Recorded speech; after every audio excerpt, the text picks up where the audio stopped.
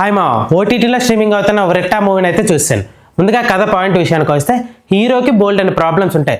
ఆ ప్రాబ్లమ్స్ని తను ఎలా సాల్వ్ చేసుకున్నాడు, దీని చుట్టూ అల్లిన కథే టోటల్ ఈ సినిమా కథ.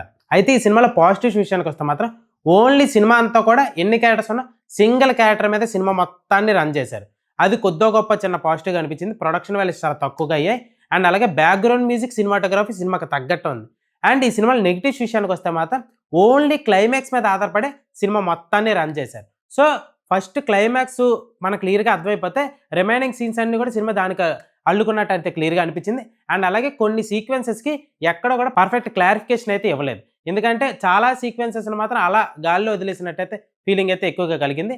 అండ్ అందరూ కొత్త వాళ్ళు అవడం వల్ల మనం ఎక్కువగా ఎమోషనల్గా క్లారిటీగా దీనికి కనెక్ట్ అవ్వలేము. సో ఎవరైనా మిస్టరీ థ్రిల్లర్ని నచ్చే వాళ్ళైతే ఈ సినిమా ఒకసారి చూడొచ్చు, బాగానే ఉంటుంది. ఈ సినిమా G5లో స్ట్రీమింగ్ అవుతుంది, ఒకసారి వెళ్ళి చూడండి. మరిన్ని మోర్ ఫిల్మీ అప్డేట్స్ కోసం సబ్స్క్రైబ్ టు షుగర్ ఛానల్ మా.